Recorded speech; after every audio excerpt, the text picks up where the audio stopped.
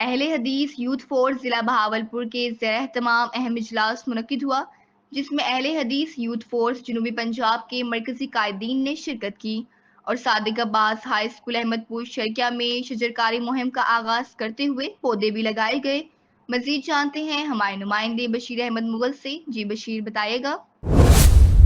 جی، اس وقت میں موجود ہوں جامع مسجد عباد الرحمن اہل حدیث کچہری روڈ احمد پور شرکیہ۔ یہاں پر اہل حدیث یوتھ فورس ضلع بہاولپور کے زیر اہتمام کارکنان کا اجلاس منعقد ہوا ہے، جس میں ضلع بھر سے اہل حدیث یوتھ فورس کے کارکنان نے شرکت کی ہے۔ طلحہ ثناء اللہ صاحب، ان سے بات کرتے ہیں آج کے اس اجلاس کے بارے میں کیا کہیں گے، اہل حدیث یوتھ فورس کے اس ایجنڈے کے بارے میں کیا کہیں گے؟ بسم اللہ الرحمن الرحیم۔ جی، سب سے پہلے آپ کا شکریہ۔ اس کے بعد میں مختصراً آپ نے جو سوال مجھ سے کیا ہے اس کے حوالے سے بتاتا چلوں۔